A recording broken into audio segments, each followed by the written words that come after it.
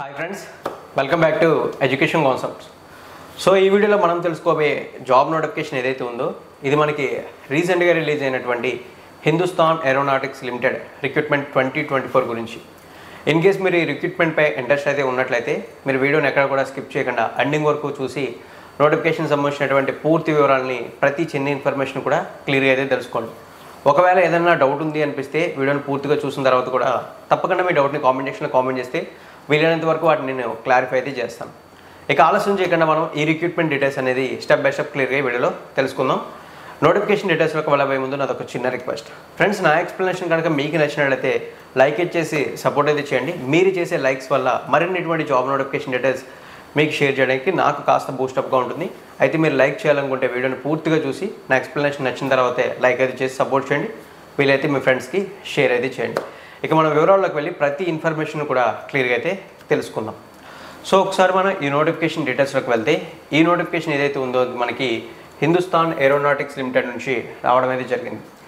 ఈ రిక్రూట్మెంట్లో భాగంగా చూసుకుంటే మనకి ఎయిర్ ట్రాఫిక్ కంట్రోలర్ ట్రైనింగ్ జాబ్స్ని రిక్రూట్ అయితే చేస్తున్నారు. ఈ రిక్రూట్మెంట్ని అఫీషియల్గా మనకి 25 సెప్టెంబర్ 2024 అంటే ఈ నెల 24వ తారీఖున రిలీజ్ చేయడం అయితే జరిగింది ఆన్లైన్లో. ఇక్కడ డీటెయిల్స్ అన్నీ కూడా నేను అండర్లైన్ అయితే చేస్తున్నాను, అవన్నీ కూడా మీరు చూడొచ్చు. అయితే ఇక్కడ మనకి ట్రైనీ జాబ్ అని చెప్పి మెన్షన్ అయితే చేశారు. ఇది జస్ట్ ట్రైనింగ్ ఇచ్చేసి జాబ్ వదిలేస్తారా అని మీకు డౌట్ రావచ్చు. ఫ్రెండ్స్, ఇవి పర్మనెంట్ జాబ్స్. అయితే ఇక్కడ మీకు చూసుకుంటే ఏదైతే ట్రైనింగ్ ఉంటుందో ఆ ట్రైనింగ్కి మీకు ట్రైనింగ్ అనేది ఇచ్చేసి మీకు నాలెడ్జ్ అనేది క్రియేట్ చేస్తారు. మీ ట్రైనింగ్ అనేది కంప్లీట్ అయిన తర్వాత మీకు అసిస్టెంట్ ఏరోడ్రమ్ ఆఫీసర్ గ్రేడ్ 1 కింద పోస్టింగ్ అయితే ఇవ్వడం జరుగుతుంది. ఆ డీటెయిల్స్ కూడా ఇక్కడ మనకి నోటిఫికేషన్లో మెన్షన్ అయితే చేశారు. నేను అండర్లైన్ కూడా చేసిన ఇక్కడ మీరు అయితే చూడొచ్చు. అయితే ఇక్కడ మనకి ట్రైనింగ్ లొకేషన్స్ అనేవి చూసుకున్నట్లయితే బెంగళూరు అండ్ నాసిక్లో ఉంటాయని చెప్పి మెన్షన్ అయితే చేశారు. ఈ ట్రైనింగ్ పీరియడ్ చూసుకుంటే మనకి 1 year అయితే ఉంటుంది. ఇన్ కేస్ మీ పర్ఫార్మెన్స్ అనేది బాగుంటే ట్రైనింగ్ పీరియడ్ అనేది రెడ్యూస్ అవ్వడం కూడా జరుగుతుంది. అంటే ఒక 9 months లేదా 6 months లోపు కూడా కంప్లీట్ అవుతుంది. ఎందుకంటే మీ ట్రైనింగ్ పర్ఫార్మెన్స్ అనేది బాగుంటే. లేదు మీ ట్రైనింగ్ పర్ఫార్మెన్స్ అనేది బాగోలేదు అనుకుంటే మీకు 1 yearలో కంప్లీట్ అవుట్ అవ్వాల్సినటువంటి ట్రైనింగ్ అనేది 1.5 year లేదా ఇంకొక 3 months లేదా 6 months అడిషనల్గా ఇంక్రీజ్ అయ్యే అవకాశాలు అయితే ఉన్నాయి. ఆ వివరాలన్నీ కూడా నోటిఫికేషన్లోనే మెన్షన్ చేశారు. సో ఇక ఇప్పుడు మనం ఈ నోటిఫికేషన్లో ఎన్ని వేకెన్సీస్ ఉన్నాయి అండ్ ఆల్సో వాటికి సెలెక్ట్ అయితే శాలరీ ఎంత వస్తుంది అనే డీటెయిల్స్ని చూద్దాం.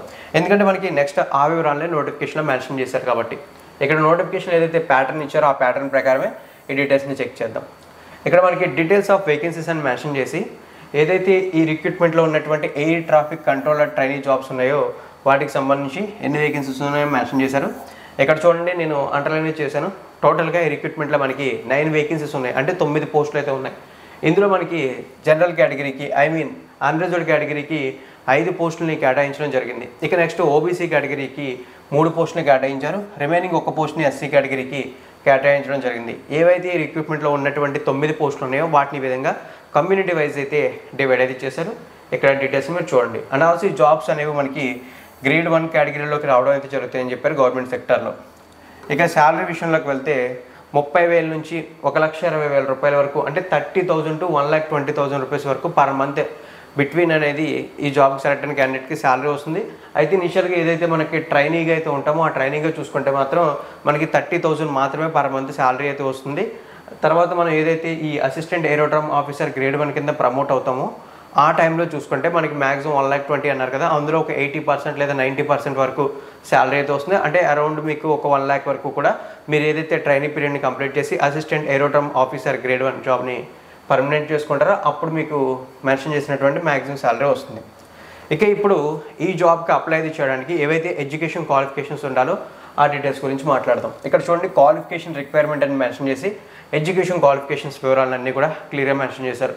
ఇక్కడ మీకు ముందుగా ఒక విషయం చెప్పాలి, ఈ జాబ్స్కి ఫుల్ టైం వాళ్ళు మాత్రమే అప్లై అయితే చేయగలరు. అంటే రెగ్యులర్గా ఎవరైతే ఎడ్యుకేషన్ కంప్లీట్ చేస్తారో వాళ్ళు మాత్రం అప్లై చేయగలరు. ఓపెన్ కేటగిరీ వాళ్ళు ఈ జాబ్స్కి అప్లై చేయడానికి ఎలిజిబిలిటీ లేదు.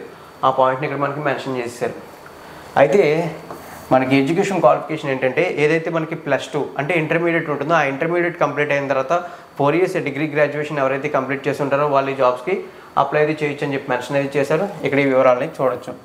అయితే ఇక్కడ మనకి ఈ జాబ్స్కి అప్లై అయితే చేయడానికి ఏ బ్రాంచెస్ అండ్ ఏ కేటగిరీస్ అవకాశం ఉందో ఆ వివరాలను అయితే ఇచ్చారు.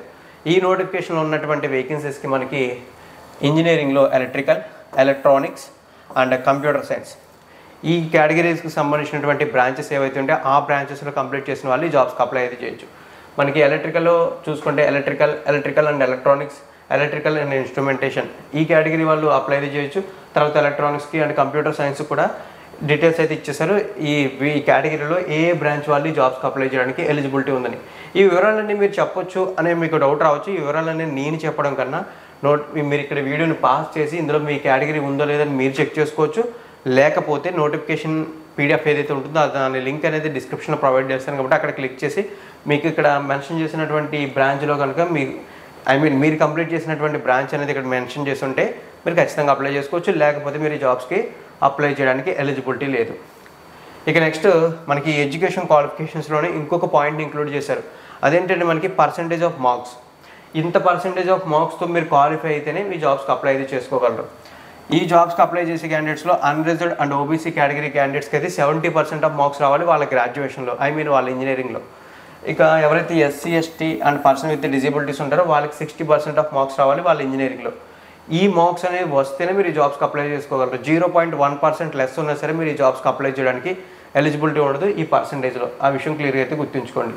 ఇక age limits and age relaxations గురించి మాట్లాడుకుంటే మనకి మెన్షన్ చేసిన డీటెయిల్స్ ఏవైతే ఉన్నాయో ఆ డీటెయిల్స్ని ఇక్కడ అండర్లైన్ చేసి చూస్తే ఈ జాబ్స్కి అప్ టు 28 years వరకు అప్లై అయితే చేయొచ్చు. అంటే మ్యాక్సిమం 28 సంవత్సరాల వరకు ఈ జాబ్స్కి అప్లై అయితే చేయొచ్చు. ఏదైతే మనకి 28 సంవత్సరాలు ఉందో ఇది అన్రిజర్వ్డ్ కేటగిరీ క్యాండిడేట్స్కి అప్లికేబుల్ అవుతుంది. అయితే రిజర్వేషన్ ఉన్న కమ్యూనిటీ క్యాండిడేట్స్ ఎవరైతే ఉంటారో వాళ్ళకి చూసుకున్నట్లయితే ఎస్సీ క్యాండిడేట్స్కి 5 years ఏజ్ రిలాక్సేషన్, ఓబీసీ క్యాండిడేట్స్కి 3 years, పర్సన్ విత్ డిజేబిలిటీ వాళ్ళకి 10 years అంటూ ఏజ్ రిలాక్సేషన్స్ అయితే ఉన్నాయని చెప్పి మెన్షన్ అయితే చేశారు. ఈ వివరాలన్నీ కూడా ఇక్కడ మీరు క్లియర్గా అయితే చూసుకోవచ్చు. మొత్తం వివరాలన్నీ కూడా మనకి మెన్షన్ చేశారు. అయితే ఈ జాబ్స్కి అప్లై ప్రాసెస్ కంప్లీట్లీ ఆన్లైన్లోనే ఉంటుంది. ఆన్లైన్లో అప్లై అయితే చేసే టైంలోనే మన అప్లికేషన్ ఫీజు అయితే పే చేయాల్సి ఉంటుంది. ఆ అప్లికేషన్ ఫీజు డీటెయిల్స్ని ఇక్కడ ఇచ్చారు. ఆ వివరాలను ఒకసారి నేను అండర్లైన్ చేసి మీకు చెప్తాను చూడండి. అప్లికేషన్ ఫీజులో మనకి మెన్షన్ చేసిన డీటెయిల్స్ ప్రకారం 500 రూపీస్ అంటే 500 రూపాయలు అప్లికేషన్ ఫీజు అయితే ఉంది.